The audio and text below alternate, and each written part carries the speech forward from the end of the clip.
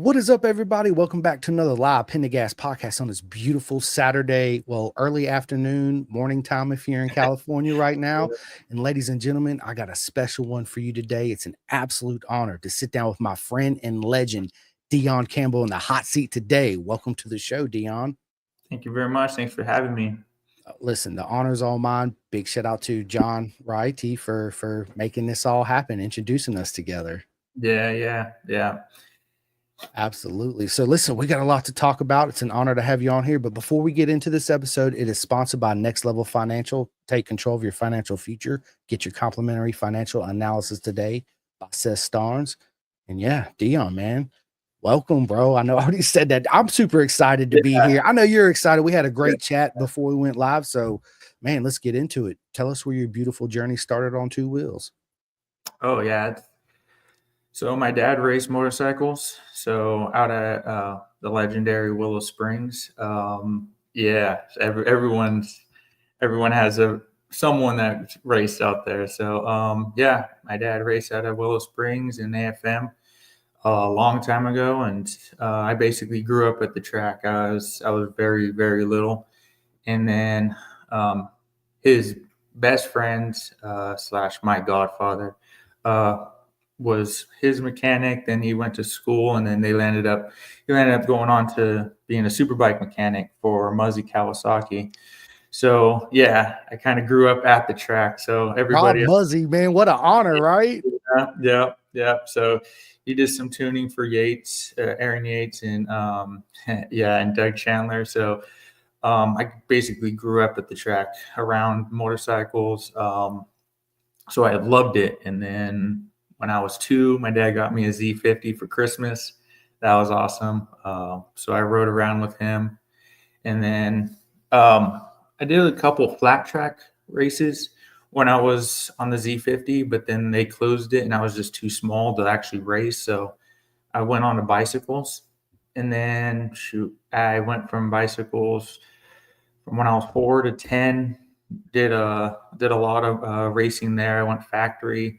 Dude. So hold up, we got to stop right here, dude. Growing up racing BMX, that obviously translates into road racing, right? Because there's a lot of stuff on the BMX bikes, right? From infield, rear end, sliding out, and all that. That translated over. But growing up doing BMX, man, tell me about the journey of that. That sounds like a lot of fun. Oh yeah, it was a blast. My dad actually, so local track over where I used to live was Santa Clara Pal, and my dad got me like a little small bike and went out there, and I just went around the track, and I was like, man, this is awesome. So it was a lot of hard work. Back then it was a lot of hills that I could barely make, so the challenge was cool. And then it was a blast. So when I was 4, I started bicycling BMX, and then when I turned 5, I got on my first factory team, which was Redmond Yamaha Wave Runner. Good old legendary Mike Redmond. So I went factory when I was 5 to 10, and dude, it was a blast. Definitely helps with like cardio, hand and eye coordination, racecraft there too. So it was a really solid foundation for like motorcycle racing. But it was a blast. We traveled all over. I did the nationals. We did I was a world champion, national champion, like multiple times over. So I got to explore a lot of cool things when I was young. And I think my favorite part about it was meeting everybody. And my dad did have me kind of grow up into talking to the sponsors and just being involved with everything. So I feel like I was able to grow and learn from like a lot of businessmen that like were running teams, were running sponsors, were doing all this and that. So I definitely I was in a good position to like grow and learn at a young age. So that was also cool. Dude, what a journey, man. It's real quick, we got family that lived in Richmond. They opened up this new park. It's a skate park. They got BMX. There's 4 different trails with the advance is like, holy shit, are you kidding? Yeah. Jumps are insane. Story real quick. So we're out there. Of course, I beginner one real quick, and then I go to the intermediate one. I'm like, okay, I'm not ready for the next 2 levels, right? I got to work my way up to it. Dude, here Yeah. comes this kid. He's like 7, 8 years old, right? He's like, Daddy, I want to hit the expert one. He's like, okay, let's go. And this little kid, bro, is just railing it. And I was like, wow, man. Yeah. Yeah. Yeah. I was in awe because he was hitting all the jumps. It was, absolutely amazing to see, right? Yeah. Yeah. That's awesome. I like to see that. Watching these little kids grow up and doing those things is pretty cool. Absolutely it is. So from BMX, how did you get onto the motorcycles again? Well, yeah. So it was funny because Stockton, which is where Bobby Fong is out of. Stockton had a BMX track at their fairgrounds, and they had Friday night Stockton races and stuff like that. And then Saturday, I had a clinic that I was going to coach and teach people at. And I did the clinic, and then that ended early. So we went over, and part of that like fairgrounds area, they had Stockton Mini Moto, which is like their go-kart track. So we actually went over there and we saw Bobby. Bobby was out there riding his 85 and talked to his dad and his brother. And yeah, so started talking to Bobby, and Bobby was actually out at Stockton BMX that Friday. And he was like, "Hey man, I saw you. You were on that little bike and you jumped right by me." And I'm like, "Oh yeah." I was like, "Yeah." I was like, "Sorry about that if I got too close." He's like, "Oh no, that was awesome." And I was like, "Oh yeah." So we just started chit chatting. I'm like, "Man, you're flying out here," because dude, he was ripping. And I was like, "Dude, this is awesome." So he admired like my BMX skills, and I admired his like mini moto and like my motorcycle skills. And I'm like, "Dude, this is so cool." So I've always loved the motorcycle. So Bobby's dad started talking to my dad, and Bobby's dad was like, "So, what's stopping you guys from coming back to motorcycles?" My dad's like, "Oh, well, we're under contract, da da da," kind of going back and forth. And he was like, "Well, what have you guys not won in BMX?" And my dad's like, "Oh, nothing. We've won pretty much everything, like 3 times, 4 times, 5 times over." And he was like, "Well, what else are you gonna do?" And I was already kind of getting bored of BMX. So my dad's like, "You know what? You're right." So we ended up picking up my dad had an XR100 still, and picked up a KTM 65, and then that was my journey back into flat tracking. So kind of started doing some local flat tracks and some barn burners and stuff like that. So yeah. I love it, man. I think personally, I think flat track's the best way to train for road racing. Yeah, 100%. I love it. I love it. It's a blast. It's funny because I'm a huge TT guy. Like I love the TT. I love the TT. So flat track's great. It's fun. You get to bang bars, but TT it's very hard to up TT. So 100%. So at Daytona, I got the honor to hang out with my buddy Sammy Halbert. Everybody knows the legend okay, he yeah, yeah, is. And watched the flat track there at Daytona. I was like, holy cow, you got to be kidding me. They were ripping, dude. Like yeah. this close to the fence, and I'm holding on the fence. I'm like, let's go. And every time they come by, I'd step back, mud hits you in the face, and you grab right back on the fence. Woo! Heck yeah, heck Yeah, yeah. Yeah, man. it's a thrill. Yeah, actually, the Bauman brothers. I grew up racing with them. Actually raced one of them at the 65 National at Lodi a long time ago. Yeah, yeah. So I did a little bit with them, and so like Mikey Martin, and then you have out here you had a pretty good list like Billy Rush and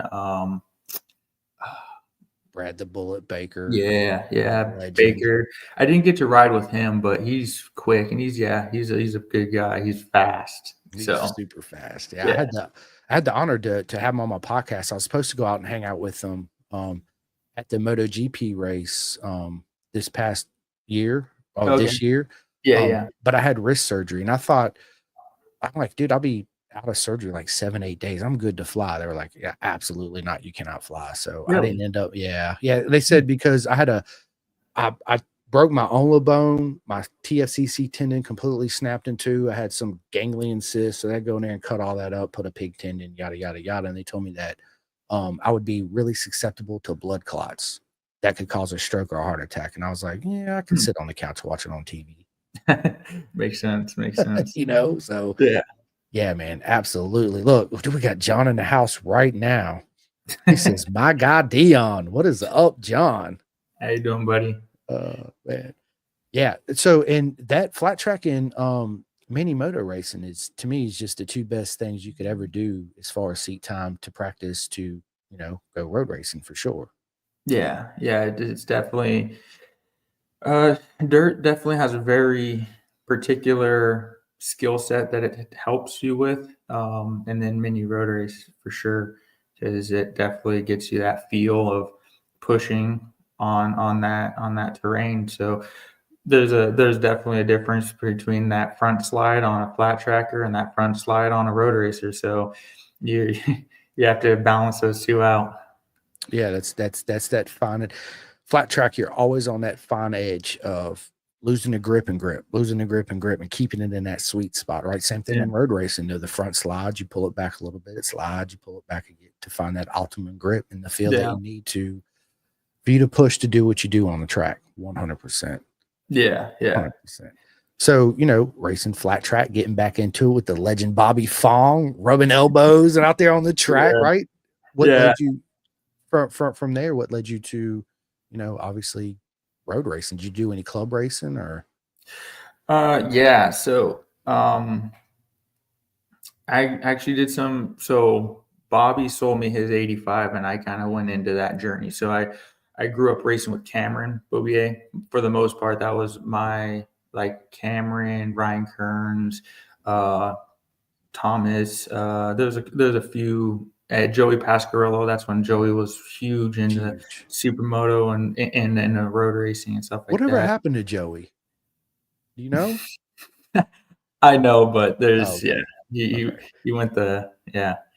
So yeah, he actually came back doing club racing and stuff, and He then he was kind of, fast. I liked yeah, his style. I liked his dress code. Like he was just one of those like, I am me. I'm my yeah, own individual, and this is who I love that about people, right? It's like yeah, me. I walk around yeah, with this big bright pink shirt on. People are like, bro, I spot you 2 miles down the way, right? It's yeah, exactly, love it. yeah, yeah. Yeah. So he came back and did some club, and then he kind of took off, and I don't know what he's doing like personal life now, but yeah. Um, but yeah, so I did some supermoto with those guys, and grew up racing with Cameron, and then I got Cameron's first RS 125, which was like a 97 RS 125. Started riding. He had his '04, and then um, before Cameron went to Red Bull Rookies Cup in Europe. His dad's like, he was racing, and we did like a track day together, which was pretty cool. And then go experience that out at Thunderhill. So then we went, and after the Red Bull Rookie Cup, Cameron's dad's like, "Oh, we have an opportunity to go to Spanish Grand Prix."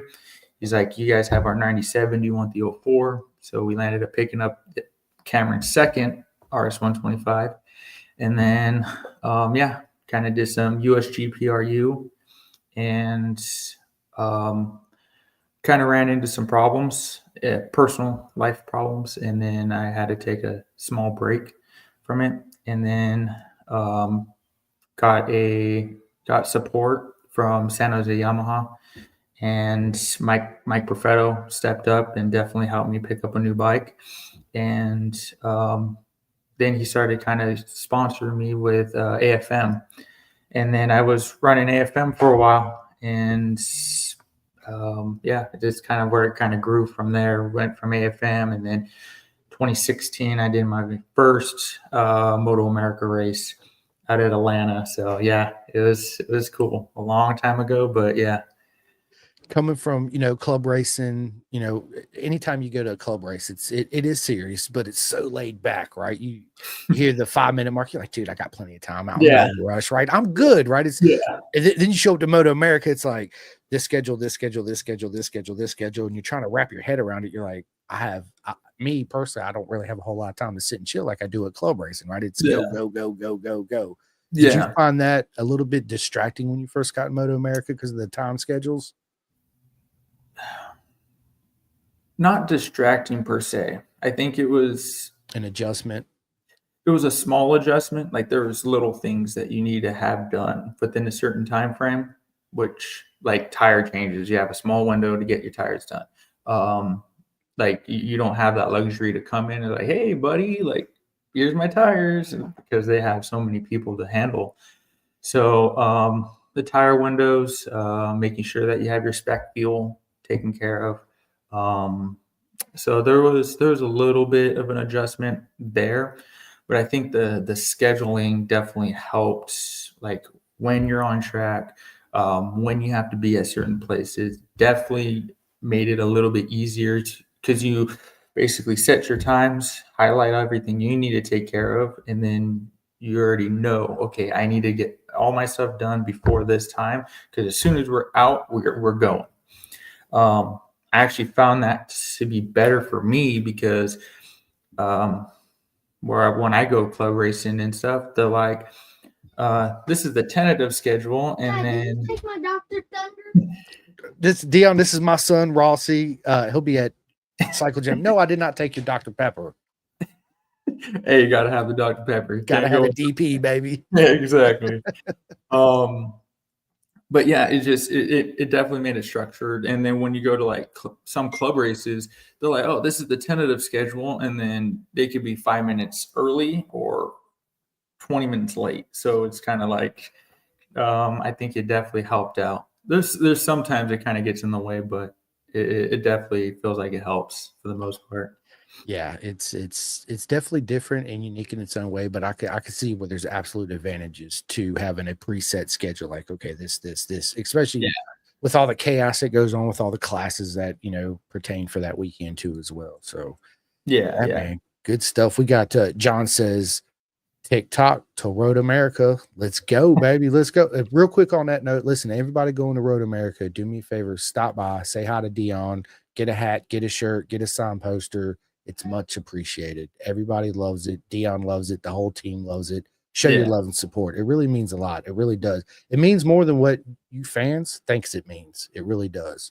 Yeah, it does. It's a blast to like interact with everybody and signing posters and stuff like that. Sometimes we'll run over on the fan walk because people are still coming over, and I personally love it. I enjoy, because I remember when I was walking around picking up posters and saying hi to all the people that you like on the track. So it's a blast.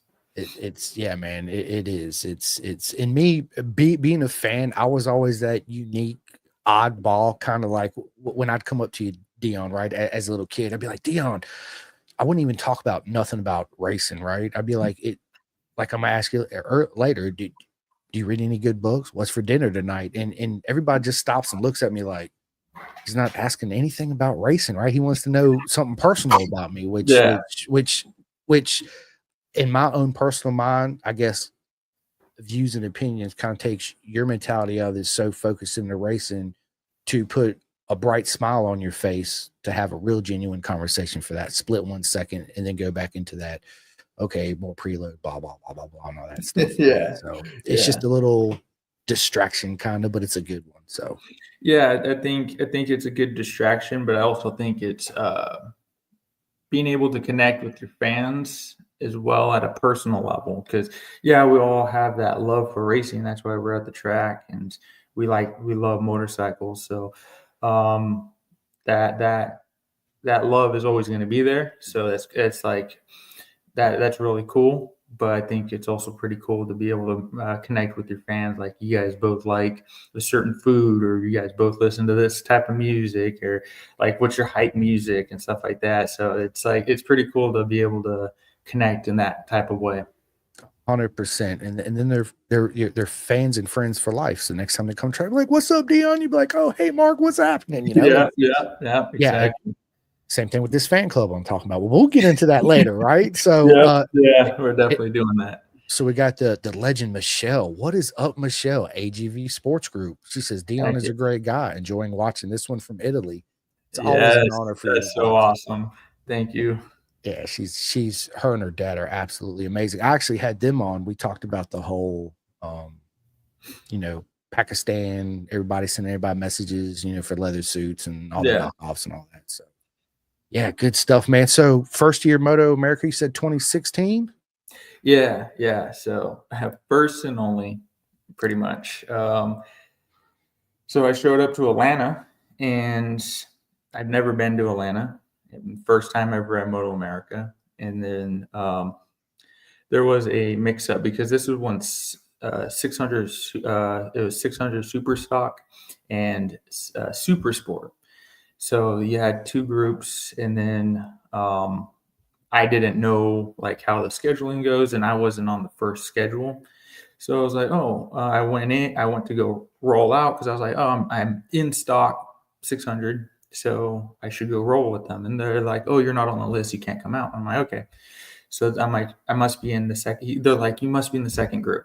All right, cool. So I went in, parked. My practice actually went out. And then I went out with Super Sport, and they're like, oh, no, you're not on this list. And I'm like, wait a minute, you just told me I was supposed to be on this one because I was on the last one. So then I ended up trying to figure some stuff out. And so I missed my first practice, and then my second practice, I was actually fastest in that session. Yeah, like 12 laps. And so it was pretty cool. Learn the track pretty quick. For never being there, but was able to adapt to it pretty quickly. And then Chuck Graves came up to me and was like, "Hey man, da da da." He's like, "Is this like your home track?" I'm like, "No, I've never been here." So we chit chatted, and he was like, "You know what?" He's like, "I want you to be at every race from now on." And I'm like, "Okay, cool. I'll work on that." So. Long story short, I missed the next one, which was New Jersey, because Moto America has 1 month cutoff on signups. So we were within that month, so I wasn't able to sign up for that New Jersey. But for the following rounds, I was at every round after that. So was able to learn the tracks. That was my first time at Road America. First time at Road Atlanta, first time at Virginia, which is cool because now I'm coming back to these tracks but it's a little different. It's a little different because now you're going from a 600 to now 1,000. So now you're kind of like relearning your references, but at least you've seen the track. At least it was a little far back, but I kind of remember the direction. So. Yeah, it's pretty cool because I actually really enjoy Virginia, and that's one of my Road America is pretty cool. Those long straightaways, so I can't wait to hit those things on a big bike. So we'll see how that goes. You could make a ham sandwich on both of those front straightaways and eat it too, right? Yeah. Oh, dude, like that front straightaway climb on a 6, you're just like tapped and you're just like, man, I wonder what we're gonna do later after this race. Like. You have so much time. Like you're drafting people, but you start like you just creep, and then you pop out, and then you just creep, and just like you're like the semis on the highways, interstates, like you're barely pulling the next person. So yeah, it's pretty cool, but yeah, it's an experience for sure. Man, I'm so glad we're coming back to VIR this year. I was so excited when they announced it on the calendar because that's an hour and 20. That's my home track. It's an hour and 20 from my house. And man, being from a fan standpoint, when I go to Moto America races, I look at, okay, at this track, I definitely need to bring a scooter to get around, like 100%. VIR, Jersey, Ohio, those are tracks where you can show up and pretty much walk everywhere because it's not that far of a hike, right? Mm-hmm. You go to Road America, you go to Road Atlanta, right? Yeah, you definitely got to have a scoot. Daytona, unless you just stay in the pit area, you got to have a scoot, right? Yeah. Yeah, dude, VRR. Let's go. I cannot Yeah, wait to yeah. go back to VRR. It's such an amazing place. It's such a fun track. Obviously, it's a track you don't get no rest at all, right? It's always go, go, go, Yeah. go the whole Yep. time. But it's such a great track. Me personally, track days and all this stuff. You find tracks that you show up to and you love the layout, but you just don't get along with it very well, right? Like, I don't see why I'm struggling so hard at Yeah. this track, right? And then you got other tracks you look at, you're like, yeah, I'm gonna be on the struggle bus for real. And you get out there and you're just like, And then you're just hammering. it just, Yeah. and you're like, I don't understand. So yeah, Yeah, it is crazy because I have a few track records, and I'm like, they're like, "Oh, you must love that track," and I'm like, "No, I can't stand that track. I just get around it well. It's just one of those things. I don't know." and it's hard to understand why we're so good at this track. Like, I don't get it, Yeah, man. yeah, pretty Oh man, much. I love it. So after the first season of 2016, what happened in 2017? Well, there's some there were some things that was supposed to play out for 2017, but unfortunately, a lot of the budget and stuff like that was depleted in other sections. So I wasn't able to pick up those rides or opportunities. And in beginning part of 17, I was hit by a drunk driver. Oh no. And so the budget, so I put a lot of my personal budget into 2017 to make it happen. And I did have a sponsor that was gonna help basically pay for everything, and then they landed up backing out. So when I made that commitment to Chuck, like I'll be at all these rounds, and I gave him my word, I was like I'll be there, and that sponsor backed out. Like I had no way to back out because I gave some of my word that I was going to be there, so I was going to be there. I had to. My dad raised me on that term. A man is only as good as his word. So, and our word is our bond. So, when I gave them my word that I'm going to be there, so it was one of those things. Like I had to like figure something out. See So, it through. I preach the same thing, Dion, to my son. I'm like, bro, dude, if you tell somebody you're gonna do it, you need to yeah, do it. I yeah, mean, and I was I'm not gonna say a bad parent, but I used to vape. Okay. I quit smoking cigarettes when my son was born. So I started vaping, right? Pick up one habit. So I kept drilling my son. I'm like, dude, you tell me you're gonna do this, but you don't do it. So this is how smart my son is. He looked at me, he says, Dad, you tell me you're gonna quit vaping, but you don't. I was like, man, he just put me on the spot. I said, okay, when I come home from work, I'm gonna give you all my vape and you can throw it all away. And that's what happened. So nice. in order for me to expect him to keep his word when he says something, I'm the example. I need to do the same thing, right? Yeah, yeah. So that was a wake up call for me, 100%. Yeah, yeah. We always find those moments in life where like, okay, I have to be that example, or I need to make these changes. And yeah, we're always learning. It doesn't matter what part of life we're in or what part of our life we're in. We're always figuring out how to be better. Facts, So yeah. 100%. So a lot of my budget for basically racing in general kind of went fully committed into 2016, and then 2017 because I was hit by the drunk. I had a lot of head like upper back and neck problems and stuff like that. So I was able to make 2 rounds that year. I was at Sonoma Raceway or Sears Point. We call it Sears Point, but everyone knows it by Sonoma. And then Laguna. So Sears Point, I was actually doing really well. I was battling for the win up in 600 super stock, and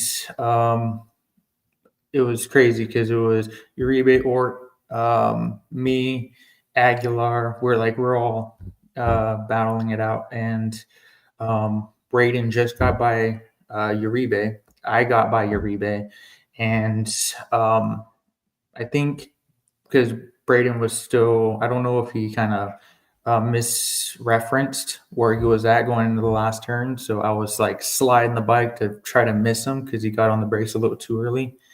And like just before like taking us both out, like the front tucks, and when it tucks, it jams my back up.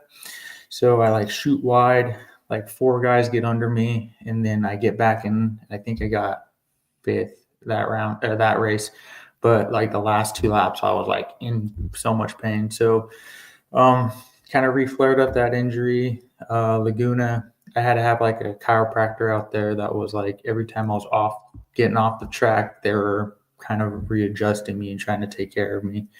So yeah, those were a little rough. And then 2018, I kind of did a little bit of club stuff, and then 2018 to 2019, I had to take a 4-year hiatus. My sister wanted to play basketball, and basically, long story short, I told her, look, if you give me 100%, I'll commit to helping you, and we'll get you into D1 scholarships for college and all this stuff. So yeah, it was one of those things. Like we went full commitment. We were doing basketball, and she actually went really well. She did EYBL basketball, Nike tournaments. She got like 2 Division I scholarship offers and stuff like that. So yeah, it was a big journey. It was rough to step away from the racing because it was like my love, but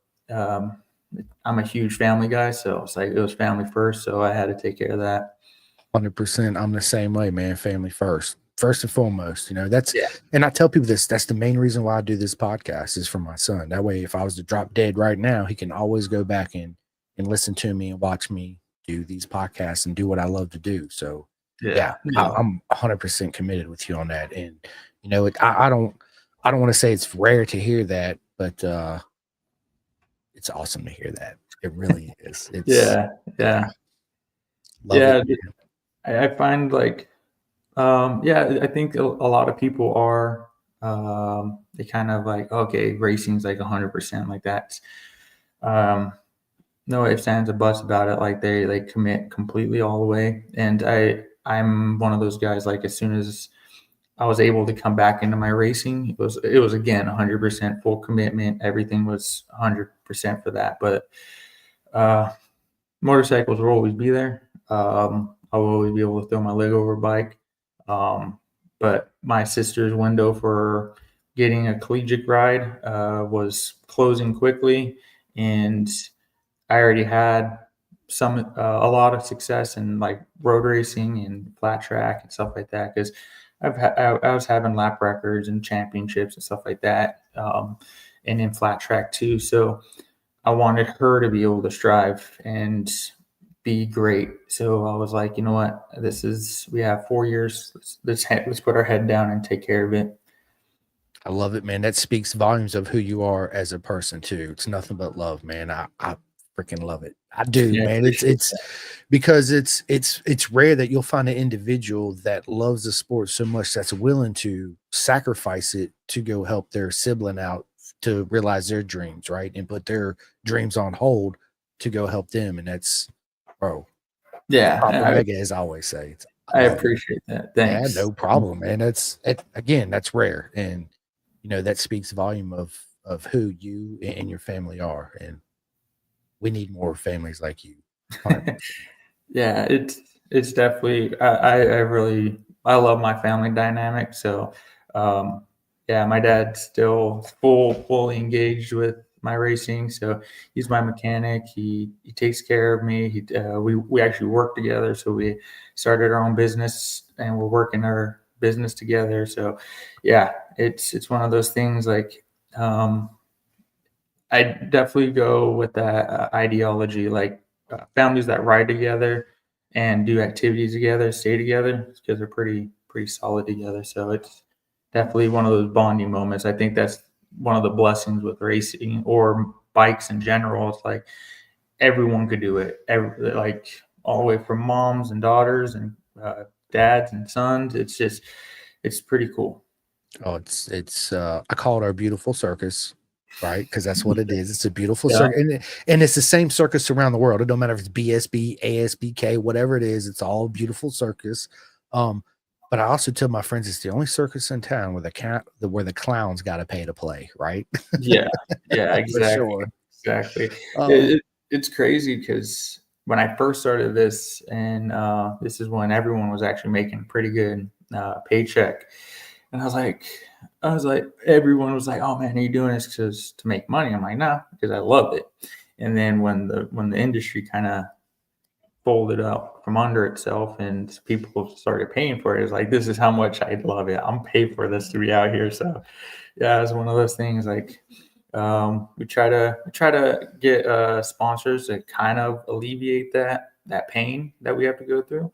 Yeah. And I think it's kind of cool because people that want to be a part of the program can be part of the program, as well as it being um, a benefit for their company. Because I try to, when I do get those personal, because I do have personal sponsors, which are awesome, that I can bring onto the team.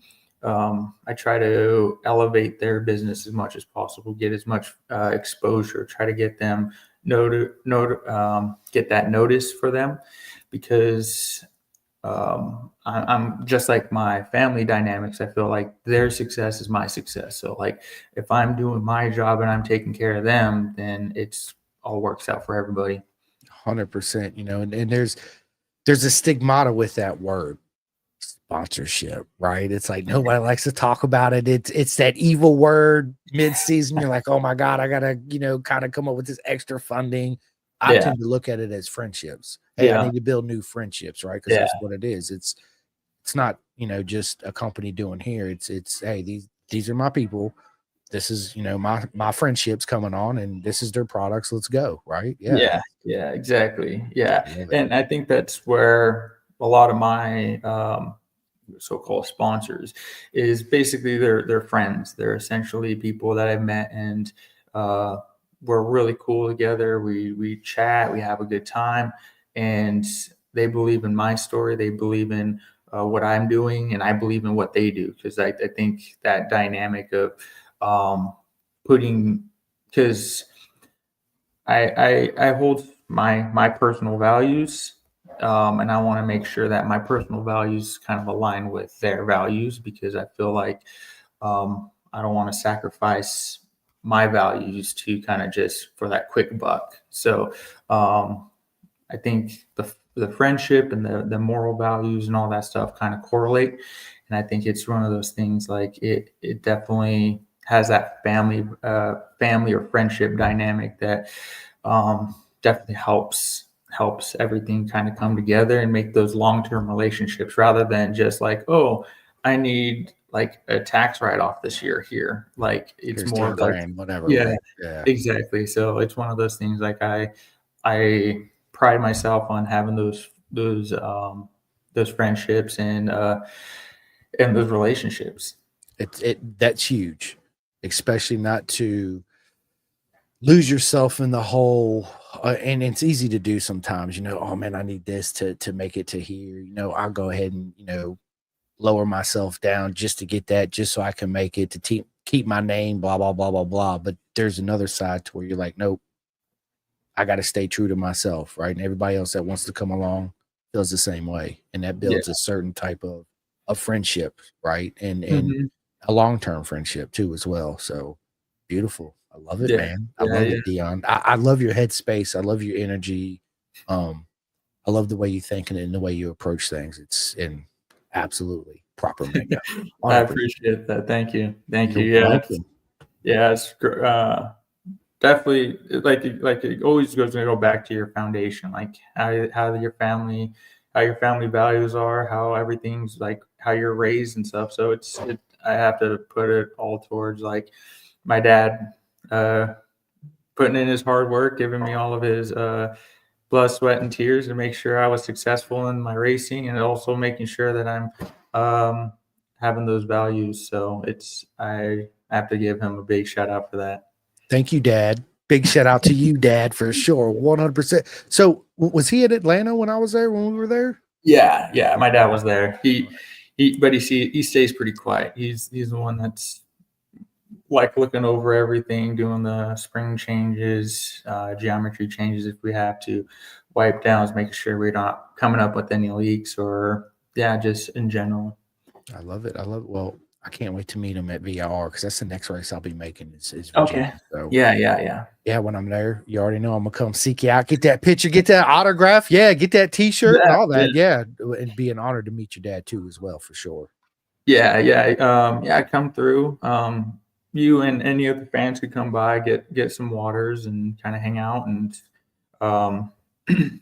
it's great to have all you guys out there. Oh, I'm bringing a crew with me at VR. Trust me, we're all going to be over there. Let's go, Deion! Woo! Yeah, baby, let's go. You have no idea what you just got yourself into. I'm just telling you right now, it's awesome. I love it. I like it though. Good. So the 4-year hiatus, helping your sister out, which is a beautiful story in itself. I appreciate that. And then getting back into road racing, man. How did all that play out? So 2019, I kind of got a little bored on the 6 because in the area wasn't a lot of competition. So, and I already had still standing. Deion's like, I keep beating all these guys. I need a new challenge. Let's go. sort of like that. I still have standing lap records at all these tracks. So, and a lot of these places, the Moto America still tests, and I still have the lap record there. So I was like, oh man, okay, let's see what else we can do. And this is when Chuck was actually transitioning from Yamaha to Kawasaki and stuff like that. And Chuck actually attended a season of AFM. So we kind of put together a ZX10, and I was getting some help here and there, but it was one of those things like, for 1,000 to be successful, you have to have an army. Like, you have to have your data guy, you have to have your chassis guy, you have to have it's no joke. Like, it's a different game. 100%. Like, data in itself is insane because engine braking that's based out of your data and your electronics can alter how your clutch is engaged as well as how your chassis handles. So having all these things correlate with each other is insane to have just you and your dad going to the trace track and thinking you're gonna just go out there and blow people out. Do what, Bubba? When are you gonna be done? Here in a little bit. Why? Minutes. Just minutes. give me 40 minutes. I need minutes. 40 minutes. I'm not rushing you. I'm not telling you to get off early. Minutes. I need minutes. 4-0. 4-0. Yeah, that's awesome.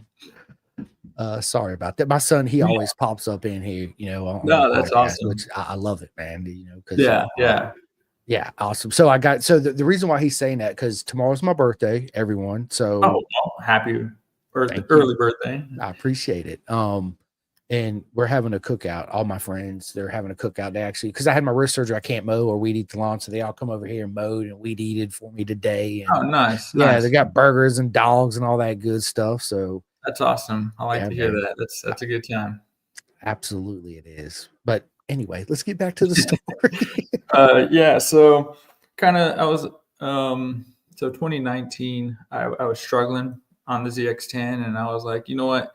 Because I'm paying for all this stuff, and I didn't really have the idea of Moto America set in my mind. I was like, I don't think that's going to be an opportunity for me anymore. So got back on an R6, where that's my foundation, what I love, because R6 has a special place in my heart. Always be there.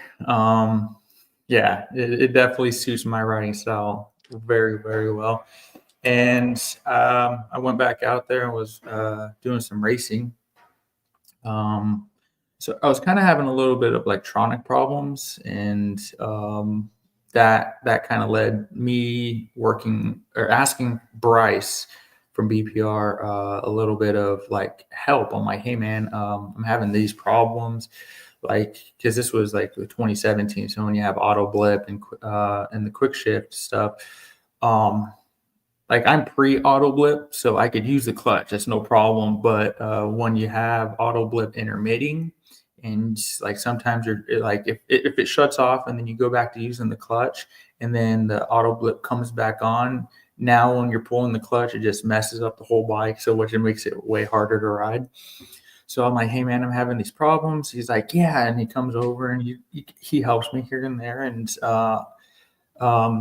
kind of wrapped up a little season. And he was like, Dad, so we kind of got into a joke. He was like, man, I was like, man, I would sure like to see my bike wrapped in that BPR stuff. And she's like, is that right? And I'm like, yeah, man, that stuff's pretty cool. And I said, you have a pretty solid team going, because he was doing AFM stuff.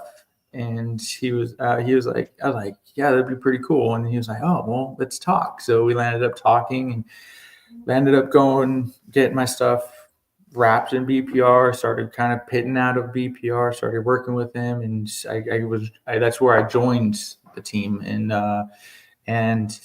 then I was racing with Ben Hodges and Jason and Bryce, and we were doing club stuff, and it was a blast. And then after like our first season together, the last race of AFM season, he was like, let's get you on an R1. So we got on an R1. I did pretty good. I was up there. It was definitely a learning experience. I was still trying to ride the R1 like the R6. So I was kind of tying her up in knots because of how the chassis handles. And like I would be able to throw the quick times, but to be consistent was a little harder to do. And then off season came, and I was like, dude, and this is when Moto America had all their stock 1,000 classes on the West Coast. I'm like, man, I was like, have you seen the schedule? I said, wouldn't it be awesome? So it went into another joke turning into a program for Moto America. So we joked about stock 1,000 class, and then it landed up me and him racing stock 1,000 last year. Dad, you should put on your shirt. I do got a shirt on. No. Bro's trying to dress me for the podcast. Y'all see this? This one. You want me to put this one on? No. There you go. After. Oh, after. Okay. Well, when I'm done, I'll wear it. For my birthday, right? I took the blue one. Okay. Did you even notice? Yeah, I seen you in the camera right here. It's for David. Okay. He gets it dirty, I'm gonna murder him. I'm just joking. No, tell me. Yeah. Yes. Tell them I told them. Okay. Because they told me they noticed it was before. Okay. I appreciate you. High five. All right. On what? Yeah. Okay. I will. As soon as I'm done, I promise. I'm gonna close your eyes and I'm gonna put you outside, and then you're gonna walk in the house. Okay. All right. When I get done, I'll shoot you a text as soon as I get done. My son, dude, he's awesome, dude. Yeah, that's funny. Great. Anyway. So yeah, I just kind of joked that got us into a program for Moto America, and definitely had some successes in Moto America. Bryce did very good, obviously, coming out of the gate with a couple on-box podiums, and then I was just kind of wrapping my head around everything. I was working with getting some sound advice from Josh Hayes, in case nobody knows who he is. He's a pretty quick guy. How could you not know who Josh Hayes is, right? Come on, people. You know, right?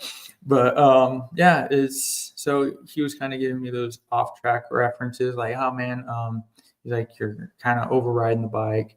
It's funny because I know a lot of people that have like got some coaching from Josh, and they're like, oh man, does Josh give you a hard time for braking like super early and not on the brakes hard and squeezing the lever and da-da-da? And I'm like, no, actually, Josh tells me to calm down. And he was like, they're like, what? How's that even possible? I'm like, I just start gripping the bars too hard and start like, instead of allowing the bike to flow, I manhandle the bike. So that was one of my big things that I kind of had to step back and kind of learn.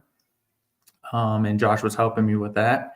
And yeah, so we did an off season last year. We did really well. Me and Bryce kind of went into the Chuckwalla off season and started. I was learning the bike still. Started learning setups and stuff. And Bryce got me a couple. we would battle back and forth. I would get him, he would get me, and then me and him were setting lap records. And he would always get me by 2/10. That guy, 1 or 2/10, and he sets lap record, a couple tenths on me. So it was a good battle. Me and him definitely got to push each other, and I had a blast out there. And yeah, now we're back out for this season. I love it, man. What a beautiful journey you've had. I mean, Yeah. absolutely amazing. As with any journey, it's always the highs and the lows that come with it too.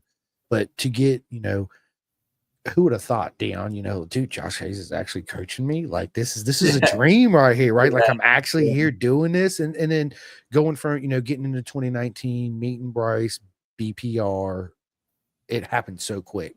It's like, boom, I'm in there. And then you show up in Atlanta, you're like looking around. I'm actually here. What happened? Yeah. Here we go. Oh yeah, we actually started talking late 2022 for the BPR program. 23 was club, 24 was Moto America, and as soon as I was like, and in racing, you get the sponsors or you get the people that are like, oh man, I love your program, I love everything. I'm gonna get you like the worlds, I'm gonna get the semis, I'm gonna get you like 12 bikes and all these spares, and you get promised the world, and then you kind of get that numb feeling like, okay, cool, I'll see when we get there. And then so when me and Bryce joked about it, because it came off as a joke, and then when it was like a week before, because I also drove the rig out there to our first round, which was Barber, I was like, dude, in less than a week, I'm driving to Barber for Moto America. Like everything came together. I'm like, man, like the blessings of, because I went from like not having any idea to go to Moto America to like, we're actually doing this. We're going there. Like it was one of those things. Like I'm on a team, which I was always solo when I was racing Moto America and stuff. So now that I'm on a team, I'm like, man, this is great. This is a blessing. And then do Moto America, I was like, man, this is even cooler. And then now that we've kind of grown and got into something bigger and going out to this, I'm like, man, it's like, it's incredible. Like everyone says, like, we always have our own time schedule, but I feel like God has his own time schedule. Like he always holds his blessings for the right time and opportunity. Sometimes I get a little like, oh man, I want it now. But like he comes back with like even bigger blessings, bigger than I've ever expected, because I never thought I was going to be in this position. So it's really cool. Listen, you are where you are because you're meant to be here. 100%. Yeah. I'm a firm believer in that too. We so often as naturally as humans, man, we want it right now. I don't want to wait 5 months. I want it right now. But if you end up getting it right now, it don't mean the same. It's not the same feeling, right? To when it's supposed to happen naturally. It's man. Yeah, so here we are, 2025 BPR. Man, let's go, right? Barber, Road Atlanta, next race is Road America coming up. Mm-hmm. Yeah. Super exciting. Yeah, it's just going to be big. It's going to be. It's been a while. He took a breath. He said, oh, "Yeah, it's going to be huge." Yeah. I knew it was quick on those pop-ups and stuff like that. Like full tuck to pop up for like 1 and I think that'd be 4 down those long straightaways. So I'm kind of excited and nervous at the same time to experience that on a big bike. It's definitely going to be eye-opening. You'll be just fine, my friend. You got this 110%. Just remember to breathe, stay relaxed, and smile. That's all you got to do. Everything else is going to come naturally for you. It's super exciting, man. It's exciting to see where you come from to where you are and everything in between. Again, my friend, it's been a proper journey, man. Absolutely awesome. I love it. Well, listen, this has been a lot of fun. I want to transition to our next part of the podcast where we get to know you personally. We'll save all the other stuff for our part 2. Yes, sir. So my first question to you is, what's for dinner tonight? I hardly plan things out. I'm just going to say that right now. I fly by the seat of my pants most of the time. So doesn't look like there's any meat pulled out. So I don't know. I don't think I'm barbecuing tonight. But we'll see. I'm a huge like chicken, steak, veggies guy. It's hard to stay away from those mashed potatoes because I love them, but Me too. you know. I make a mean mashed potato too, boy. Yeah. Yeah, dude. All right, we're gonna have a mashed potato cook-off. That's definitely our next thing. Challenge accepted. 100%, bro. Challenge accepted. I love it, man. All right. And Yeah. then yeah, which kind of is another thing. I absolutely love pasta. So any you too? All right, yeah. Any pasta like so now I'm gonna have to try to I have to stay away from those because racers, you just gotta stay light. Unfortunately, that's the bad part. But but yeah, I hardly plan things out. Technically, I was still in the I didn't even know what I was going to be doing today. Besides the podcast, clearly, I didn't even know what I was doing yesterday. As you know a little bit about that story, but yeah, it's kind of one of those things. I'm going to wing it tonight. I love it, man. I love it. Oh, looks like we're going pasta Italian.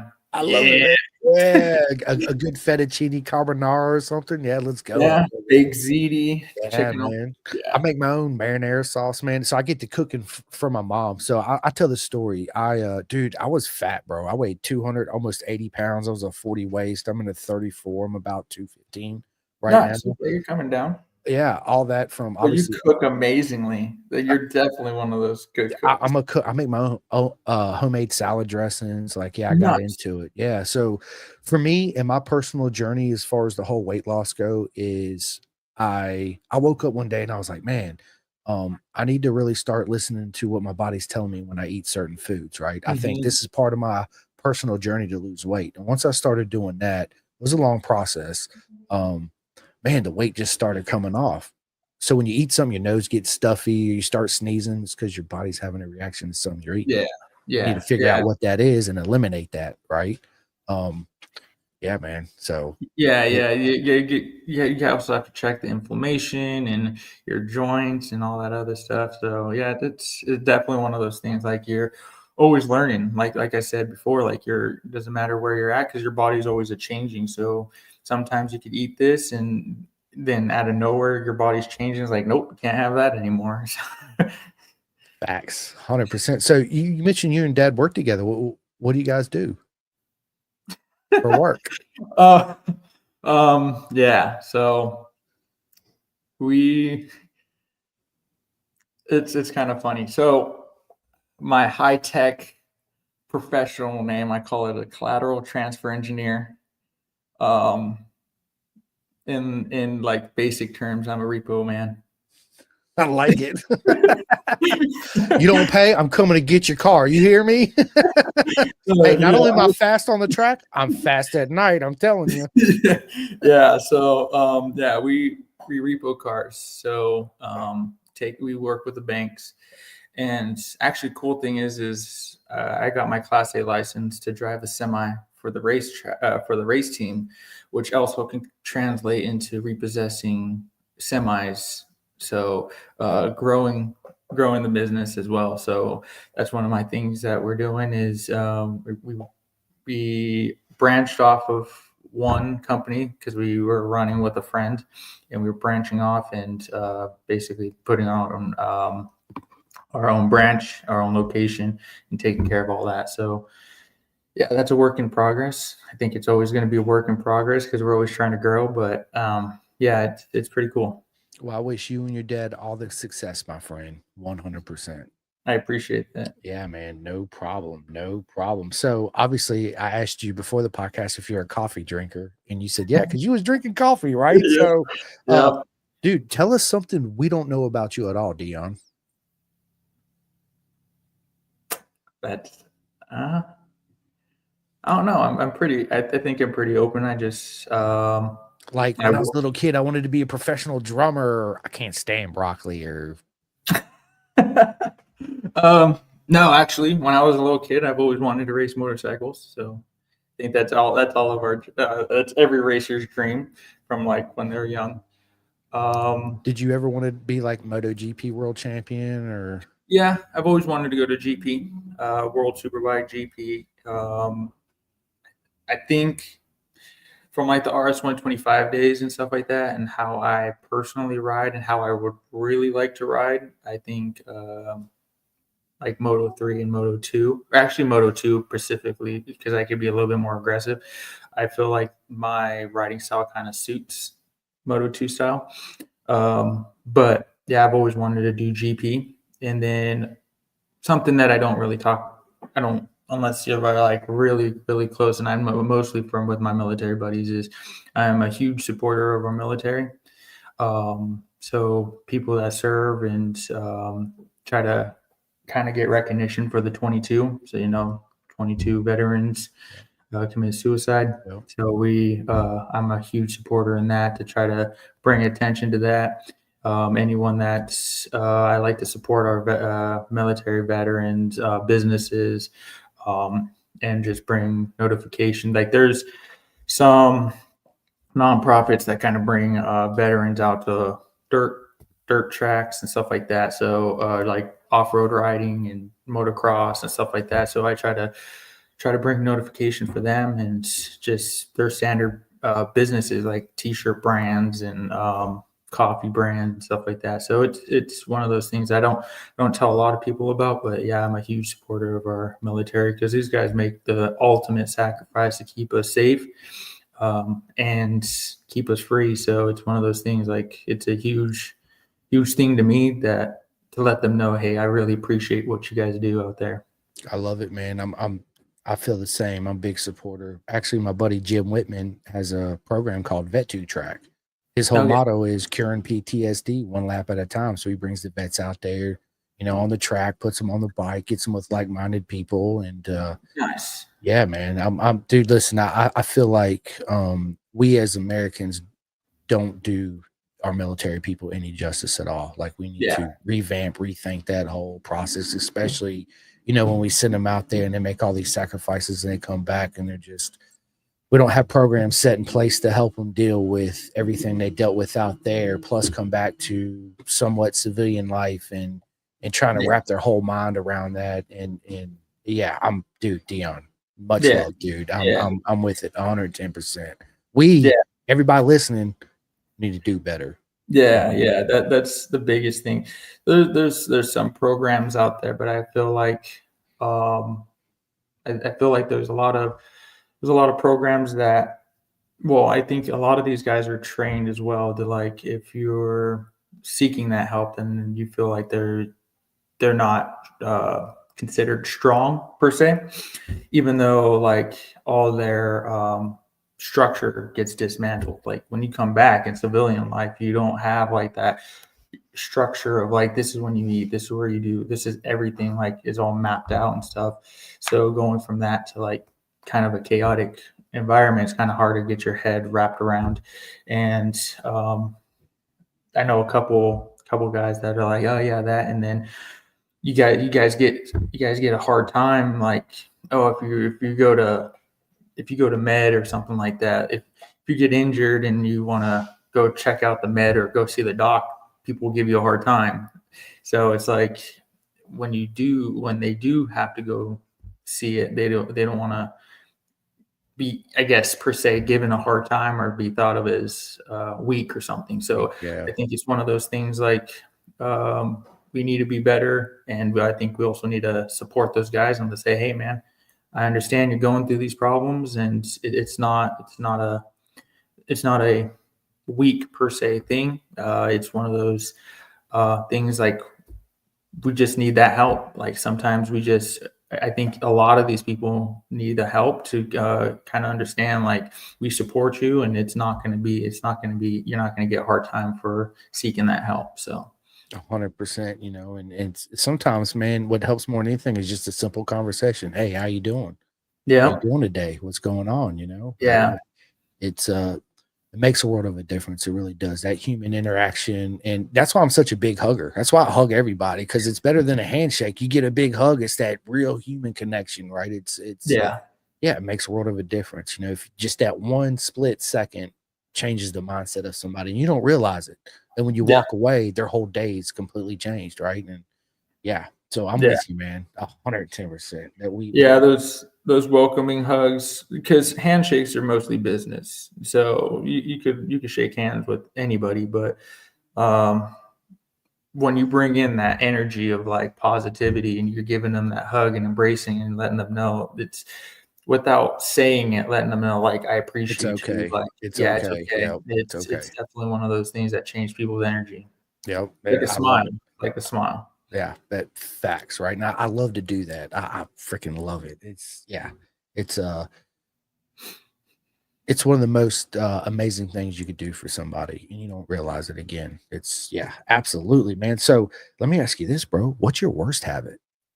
I drink too much coffee and I don't sleep. Oh my god, he said drink too much coffee. I don't, man. Listen, my whole motto is too, man. I can sleep when I'm dead, man. I got too much life to live. I got too much energy. Like, let's go, right? Yeah, yeah. I Well, love that. it's crazy because I go off. I don't like to go off that motto because I do enjoy my sleep, but it's one of those things like I just don't have the time. Sometimes like yesterday or Friday, I worked all night because that's when we do our repoing. We worked all night, and I literally got my watch at an hour and 18 minutes. I realistically got less than that of sleep, got back up and was back up doing what I need to take care of. Like sometimes just business comes first and I got to take care of it. So it's one of those things like, don't get me wrong, I love my sleep, but it's like sometimes I'm like, gotta get up, gotta have that discipline. I think that's one of the biggest things is a lot of people are like, oh, the motivation's not there, or the feeling like I don't really want to do it. It's like, yeah, I don't want to do it too, but it's like you have to hold that discipline. 100%. I agree 100%. Yeah, dude, it's and there's a lot to be said with that too. It really is. Bro, do you listen to any audiobooks? Are you a book reader? Mostly audible books. So Are you actually currently listening to one right now? I listened to one and I kind of slipped on it, but I need to get back to it. Uh, I used to do it like every single day. This is what I'm listening to right now. Change your Okay. diet, change your mind. You know what's crazy is, so before my repoing experience, I did personal training. I not a certified physical therapist, but I studied and went to seminars and did a lot of stuff for physical therapy stuff and a lot of self-education, and also went to a lot of seminars for massage therapy, and I did like advanced sports that certification, and did a lot of nutritional studies and stuff like that. And my biggest thing I would tell clients is like, they're like, oh, I'm tired, oh, I'm this, oh, I'm that, I'm sore, like, while I'm like training, then I'm like, dude, I was like, no, you're not. I said, change your mind, change your body. And that was my thing. It was like, change your mind, change your body. Because as soon as you tell your mind no, keep going, is your body follows every time. Every time. Like, and there's studies that show like where people are giving up, your tech, because your mind train it basically protects itself to survive. So when your mind's saying that, you still have 40% to go. So as soon as you could push that threshold of like, no, you're not, keep going. No, you're not, keep going, and just keep telling yourself that, you could push and find new limits. And that was my biggest go-to, was like, change your mind, change your body. 100%, dude. And again, you're 100%. That's how I got all this weight loss. I changed my mind, right? Which Yeah. it's like, no, I'm not doing this no more. Yeah. You know? And then Yeah. your mind's like, Exactly. uh-oh, I don't know how to react to this. I'm just gonna go along with him now, right? Yeah. Yeah. Yeah. Yeah. So for my books, I need to get back to it, but I would do about 30 minutes to an hour of listening to the Bible and studying it. And then for standard books, I would go for was it Positive Mind, or Power of Positive Thinking. Yep. Yeah, so that's a good book. And then I want to also read Autonomous Mindset, which I heard is a very good book. So yeah, those are a couple books I'm going to read. Yeah, I'm a listen to those too. Actually, they were recommended from a buddy of mine. Stuff like that's very powerful. That's why I'm so positive all the time, right? Just stay positive. It Yeah. affects everybody around you, and you don't realize it, right? There's a lot to go to saying that and doing it. Yeah, absolutely. I love it, Deion. Freaking awesome. As far as podcasts go, do you listen to any podcasts? Anything you recommend to people? Yeah, Pin the Gas. I love it, dude. Everybody has to listen to that one. To be honest, it's kind of hard for me to like completely. So I drive a lot. So for me to sit down, I don't have a lot of time to sit down. But when I do, I'm trying to like listen to, just do my books or my studying. So I don't get to listen to as many podcasts as I would like, and I'm one of those guys, like if I'm gonna listen to something, I commit to it completely. So it's kind of, I don't want to just like throw on a podcast while I'm driving and be like paying attention on the road, but just have that as background noise. So yeah, it's one of those things like when I like to learn. So that's my biggest thing. So when someone's talking, I like to listen. So I want to know why they're saying it and like what perspective they're saying it from. So it's one of those things like I take when I do listen to things, like I want to make sure I'm listening to it completely. So I don't necessarily have those times to sit down and like get to learn from other people's experience. You'll be fully committed, man. I love it. Yeah. I love it. Well, I know you'll listen to this one back for sure. You're like, I gotta listen to this podcast, right? Yeah, I Yeah, love yeah. it, dude. Yeah. Oh my God. Listen, dude, if you had your own private track day and you can invite any 3 people in the world, dead or alive, they could be road racers, magicians, whoever it is, what 3 people are you gonna invite to your track day?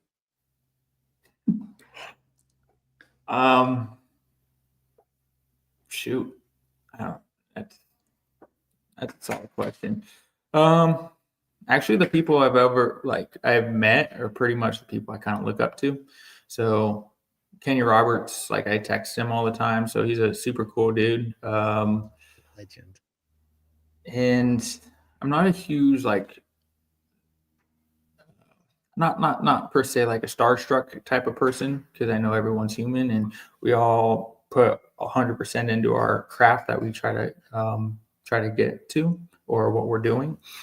But to be honest, family and friends are going to always be that number one. So if it's like a track day that I get to go do, it's probably just going to be my handful of friends that I do have. So of course my dad's going to be there. And then probably like Bryce or Josh, and yeah, because they're my team, but I see them as friends. Like I was friends with Josh before he kind of came onto the BPR program, so it's one of those things like I see him as a really close friend. Actually, me and him have an inside joke, and we joke about it. Is Moto America last year? They're like, oh, contact information, and this is when Josh wasn't racing, but he was still going to all the rounds. They're like, contact information, and I put my dad as one, and then I'm like, shoot, dude, I don't really have a lot of friends to like just have as my contact. So I'm like, you know what? I'm gonna put Josh, and it says description to who it is, and I'm like, best friends. And I'm like, dude, Josh is like my best friend. And and Moto American Danelle, she's like, oh my god, that's so awesome, you put best friend for Josh Hayes. And I started laughing, and then long story short, it landed up getting back to Josh. He was like, dude, you put best friend, that's freaking so funny. And then his wife Mel got these 2 like necklaces that are like best friends, like heart things. So it's we have this whole thing of like, yeah, it's a blast, it's fun. So yeah. It, man. I love it. I love it. What a story, right? Like growing up, you never thought you'd be where you are and then be friends with the legend Hayes and all Yeah, that. It's yeah. absolutely amazing. Let me ask you this, Deion. What advice would you give your younger self? Knowing what you know now.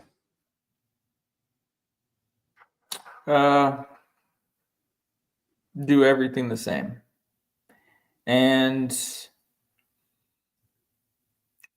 it's funny because I would be like, oh, most people, because especially during this time frame or stuff like that, I'd be like, um, because especially how racing is not like the most profitable. A lot of people, I hear a lot of people in racing is like, oh, just go play golf. You make way more money at it. And I'm like, no, because I just love it. So I wouldn't tell myself to go do something else, even though it's the responsible thing to do. But I'll just say network more. I think that was my biggest thing is, for some reason in club racing, there was a lot of people that would say, oh, uh, Dion, Dion talks too much, even though everything I would talk about was just like, hey, how you doing? Are you having a good time? Are you this, that? Kind of like very talkative and friendly. And then, so I got to a point where like, you know what? I'm just going to stay silent, because if you're going to say I'm saying bad things, I'd rather me not say anything. And then people are like, well, he can't because he doesn't say anything. But then it turned into, oh, Dion's arrogant. And I'm like, I'm not arrogant. I just don't want you guys to say that I'm saying something. So it was one of those things like, if I could go back and tell myself, be like, dude, don't change yourself. Continue to be very friendly, network. And that's the biggest thing is like, don't allow other people to persuade who you are, and just be Stay true to yourself. yourself. Yeah, stay true to Absolutely. yourself. Stay true to yourself. It's there's a lot being said with that. I know I say that all the time, but there really is, Dion. And sometimes mentally it's challenging because of all the he say, she say that goes around, right? Yeah, yeah, Um, yeah, you just want to crawl back in a little bubble and be like, okay, I just won't talk. And then you think about it, you're like, this ain't me because I'm not happy with myself. That's something I tell my son too.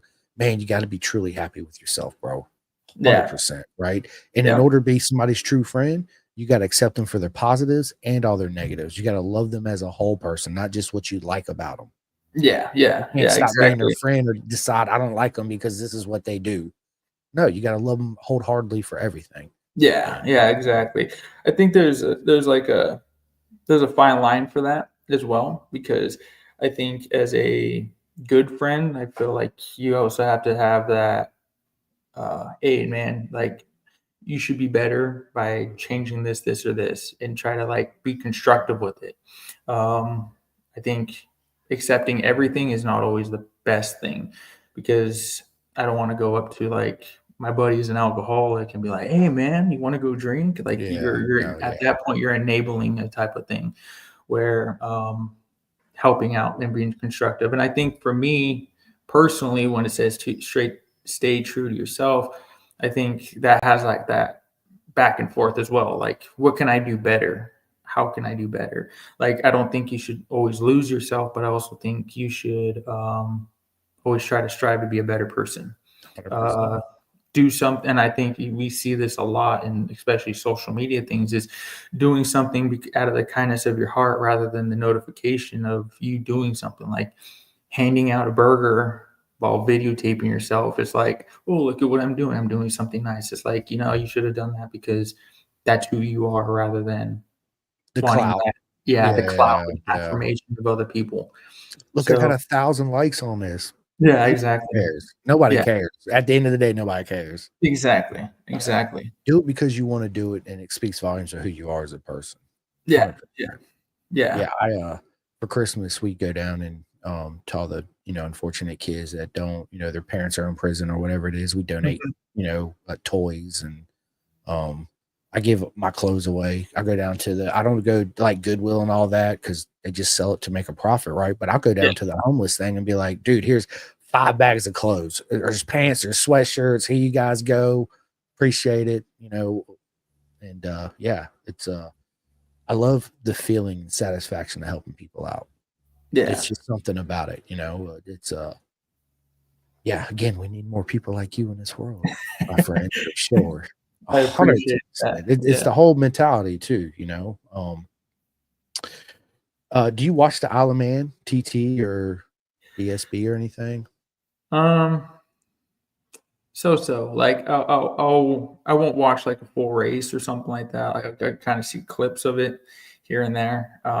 it's kind of hard for me to sit down and watch. Like, to be honest, I have a World Superbike subscription. I probably watched maybe half of a practice or two. Like, it's really hard for me. Like, I'm on the go so much. It's really hard for me to be able to sit down. Like, I don't even have a subscription to MotoGP. I normally just get my GP stats off of Instagram, MotoGP. Oh, look at this. This person crashed and this person won. Okay, look, I know the results. Look at that. But Oh my God. but and I love racing, so it's kind of hard. And it's the same for Supercross. Like, I love Supercross, watching Supercross, but I just don't have the time to sit down and just watch. Normally when I'm coming back home, I'm taking care of business. So yeah, like I said, I have for my racing, it's a business. For my personal business, it's a business, and then I have other businesses that are helping that business. So there's so many things that are going on and so many moving parts. So it's kind of one of those things, like, I don't really have the time to kind of just sit back and relax. Yeah, I'm such a go person too. If I do find myself, of course, I do make the time, obviously, because I'm a huge fan. So it's BSB, ASBK, Alaman TT, I'll be at all of it, right? I make the time to do it, but that's really the only time that I sit down in front of a TV or my cell phone for hours and just watching races, right? Yeah. But yeah, it's one of the few things that really make me happy besides spending time with my son, right? And of course my family, is being able to, it's like, I got asked a question when I went to Atlanta. A lot of, I don't like the word fans, but people that love the podcast would be like, dude, are you gonna do any live videos? And I'm like, nope, I'm just gonna go around and network, get people on the podcast and just have fun. Like, sometimes I gotta have that disconnect too as well. You know what I'm saying? Yeah. To where I need to enjoy myself at the races and be that fan, but still do the networking side of it too as well. So it's like this fine line when I go to races. Yes, I would love to put up a table and do all this too as well, but I got to make a choice. Mm-hmm. Yeah. So 100%. Like, there's definitely too much of something can kind of be draining on you, and then you're not as effective on it. So yeah, 100%. Yeah, no, that's why when I go to races, man, I just put on my smile, laugh, and let's go, and I'll do little personal videos here or there. And sometimes I'll get in like me and Jeff May had like a 40-minute conversation. And I was like, bro, I should have recorded this. Like, for real, should have recorded this, right? Yeah. You'll have those times, but those are the times too that mean so much to me because it was personal. Yeah. Yeah. You know what I mean? We made that personal connection, and that means more than just going, hey, I want to record this conversation, because now I approached it at a different thing that's just gonna, maybe he thought was gonna benefit me in the podcast, but that's not why I'm here. I want to be friends. I want to, have a genuine conversation with you. Yeah. And then, even Jeff said after that, he's like, dude, you should, after I said we should have recorded this, he's like, he was absolutely right. You should have recorded it. Yeah. I love it. That's part of the beautiful journey. Yep. Yeah. That's also me being true to myself and not just, thinking podcast mode 110% of the time, because I'm a real human too. I want to enjoy the races. I want to stand by turn one when everybody's coming by, like, let's go. That's, I want to do that. If I'm doing all this other stuff, I don't have the opportunity. And then the weekend's over, I'm like, dude, I didn't watch anything. I didn't cheer anybody on. I was just constantly, what I mean? So you're not fully engaged. You're there, man, but it's just not fully engaged. Dude, that's why when we got introduced, I'm fully engaged. It's like, let's go. Let's have this conversation. That means a lot. Instead of, hey, Deion, it's nice to meet you. I'm going to record this conversation. You're probably like, wait, what? Like, you know what I'm saying? It's like a different energy instead of being that true energy is what I guess is the best way to put it. Yeah, man. Freaking awesome. Well, listen, dude, this has been a whole lot of fun. I got a couple more questions, but I'm going to save those, I think, for the next one, because I know my wife's going to text me here in a minute and be like, dude, you got people coming over and all this, right? So, Deion, listen, this has been a lot of fun. I'm going to let you in the podcast. Before I let you in the podcast, I need to give all my shout outs real quick. First shout out is my man, Rossi, right here. Come here, Rossi. I want to tell everybody, thank you so much for all the love and support, my man. It means everything. All right. Second of all, big shout out to Next Level Financial for your financial needs. That was loud, Rossi. Bisontrack.com. Listen, people, it is 2025. Do yourself a favor. Take that off the rack suit, make a backpack, make a purse, give it to your wife, give it to your son. Imagine that. That'd be the coolest backpack ever, right? Or purse. Go to bisontrack.com, get you a full custom suit. It makes a world of a difference. It really does. The whole setup, super simple. Again, bisontrack.com. Get that full custom suit. Love yourself. You deserve it. Big shout out to Chef Eats, TST Industries. Everybody can go to the clothingkings.co.uk and get all your Pendergast merch out there in the UK. Big shout out to Superbike Supply, hashtag do it for dad, SFL Mini GP. So I'm a big advocate for, obviously, the future of our sports are the kids coming in, right? And SFL Mini GP, whether it's Jersey, Florida, West Coast, wherever it is, man, they are the best. Their program is absolutely amazing. Go to miniusasbk.com, sign up. And the cool thing about their program is, Deion, you don't need nothing. You bring your kid to the track. You don't need boots, helmets, gloves, bikes, nothing. You rent all that. They provide everything. You go out there, you have fun, you get introduced. And that's where a lot of the legends are coming from. Avery Dreyer, Gus Rodeo, B. Posh. I mean, Anthony Mazziat. There's so many that come from these organizations. So big shout out to them. Big shout out to RD Racing and my buddy Jake March out there in the UK. Vet2 Track. If I have any veterans, you guys heard me and Deion talk about this earlier. Any veterans interested in getting in the program, please reach out to me. I'll put you in direct contact with Jim, or you can go to Vet2 Track. Listen, we need to focus on our veterans a whole lot too as well. So big shout out to Vet2 Track.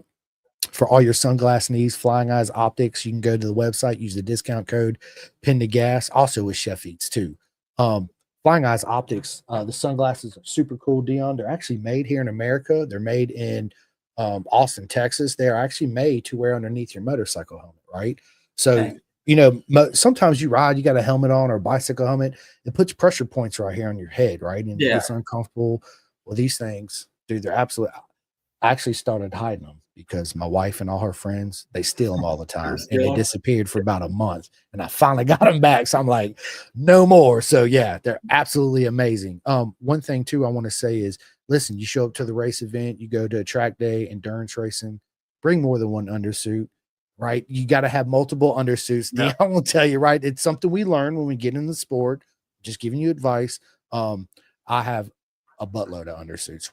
I'm sure Deion does too as well. Yeah. And I come to find that I go both ways. I'm a two-piece and I'm a single piece, right? My favorite single piece, of course, is my Bison, because it's got the pant zipper on it for us, so we ain't got to take everything off, right? Which is highly beneficial to us. It's great, right? Okay. And Deion, you know the routine. You're like, I gotta go. You're doing all this. It's 10 minutes later, right? And you're like, finally. But my good buddy Tate from 64 Degree Racing sent me 2 custom undersuits. They are by far, hands down, my favorite undersuits. Yeah. Point being, yes, simple. Nice. So big shout out to 64 Degree Racing, another friend of mine in the business that has proper mega undersuits as well. I'm super excited to get mine in the mail. Is Venom Sport. Yeah. I have absolutely. I have 2 of their tops. Yeah. Mega, ain't they? Yeah, they're pretty awesome. Yeah, I love them.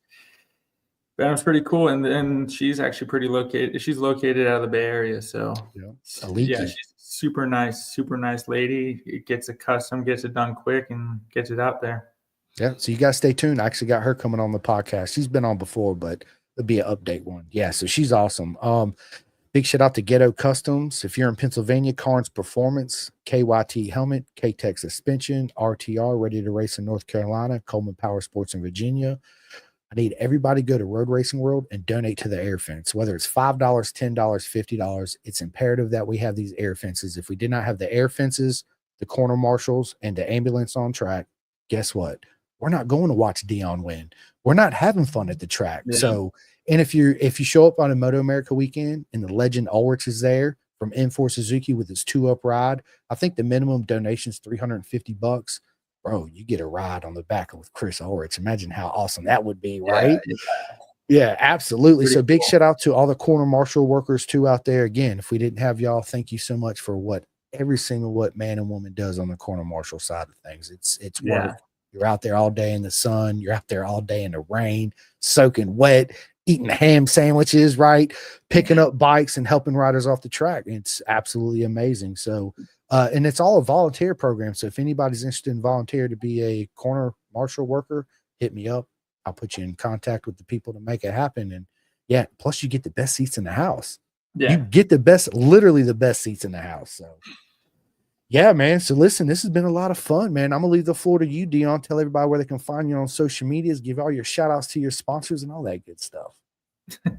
Well, first you said Bison. I want to see who did that graphic design, because if you worked with Rainey, she's part of the BPR program. So I need to go check. I need to go check that out. I want to ask her. I want to ask her about it. Yeah, I see that. So I want to say, hey, I saw your suit on the back in the podcast. But yeah, I have to give my shout outs, obviously, clearly to BPR and Kearns County Power Sports, Cal Cubs. They're the ones that's running this program so much. J Force Racing, which is Josh Hayes's training programs.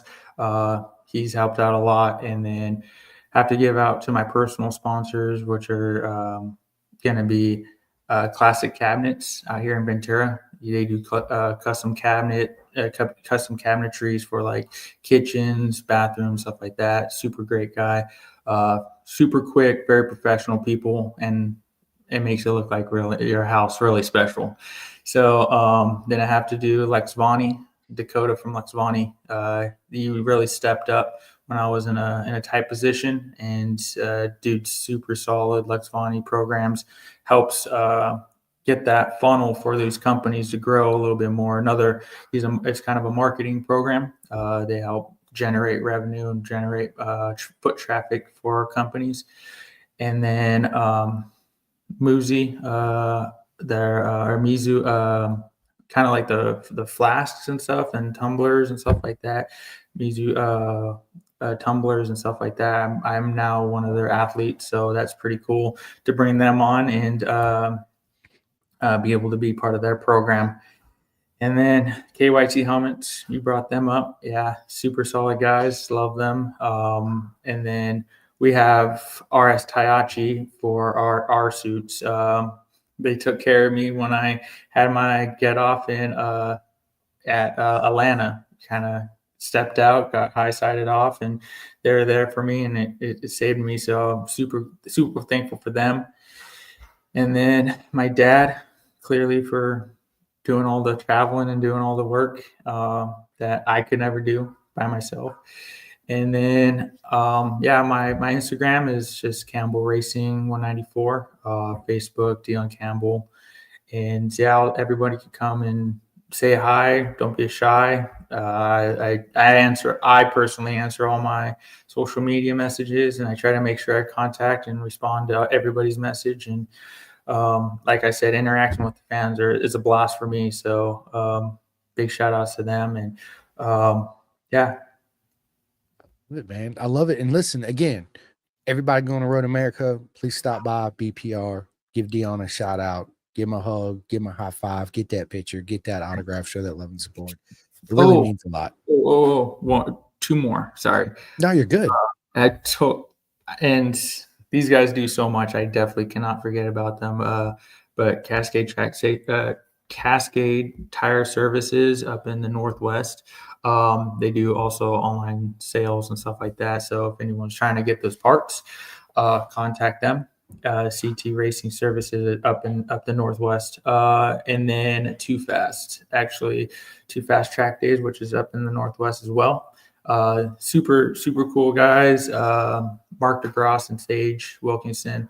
These guys, actually, the computer that I'm on right now is sponsored by them because I actually needed a data computer and all the other stuff, and it would help me with my business anyway. So they helped me out with that, and that's where I get a lot of my parts. And when I go do my track days up at the Ridge, because Moto America, we have that Ridge round, and they have a lot of track days out at the Ridge, and that's what I go ride with is Too Fast Track Days. So super solid guys, super important to the program. So I wanted to thank them as well.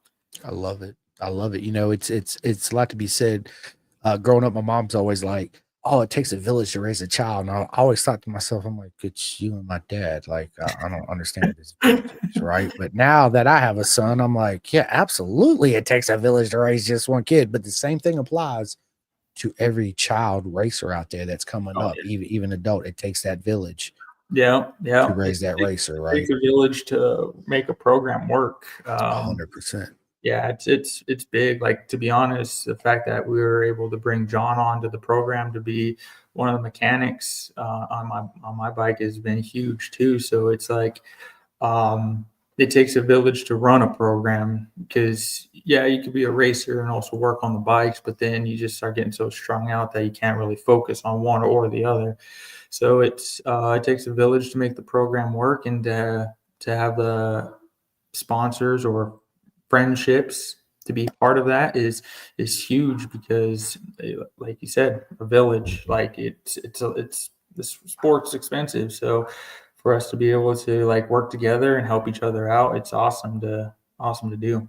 It is.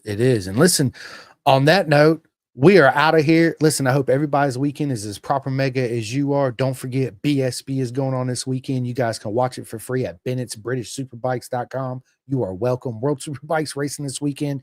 Let's go Top Rack, because I mean, if you're not a Top Rack fan, I mean, you can be whoever fan you want, but let's go Top Rack, right? Let's just be honest. Yeah, Top Rack's awesome. I was kind of hoping Ray was going to come in.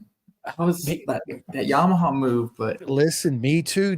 Listen, we'll save this conversation too. there's a big conversation we have to talk about that one. I like Bogola too, and we'll go over all that. That'll be great. We will. Yes, yeah. So enjoy the World Superbike. Listen, everybody, enjoy your weekend. Give everybody hugs for me. Spend time with your family, which is the most important thing. And yeah, me and Deion will see you guys later, because we're doing a part 2, 3, 4, 5, 6, 7, 8, 9, 10. Anyway, he was definitely going to be back on a regular show on a regular basis. So you guys stay tuned for that. Just stay on with me for 1 second, Deion, when I end this. And nothing but love to every single one of you guys and girls that watch this podcast. If you have not had the chance yet, please hit that bell. It does help me out a whole lot. It helps me out more than you guys think it does. Same thing when you go to the track and you go up to Deion, you get that picture, that hug, and that autograph. It's the same thing, right? So on that note, we are out of here. All right, Deion, let me end this. Calling all two-wheel enthusiasts, get ready to rev up your earbuds with Pin the Gas Podcast, the ultimate motorcycle racing podcast, hosted by Chris Simcoe, one of our very own excellent leaders here in Roanoke, Virginia. With expert analysis, behind-the-scenes stories, and exclusive writer interviews, Pin the Gas Podcast delivers the adrenaline rush of the racetrack straight to your ears. Whether you're a diehard fan or a curious newcomer, you'll gain insights that will transform how you watch and understand motorcycle racing. On your favorite podcast app, join Simcoe as he takes you on a high-speed journey through the world of motorcycle racing. Pin the Gas Podcast.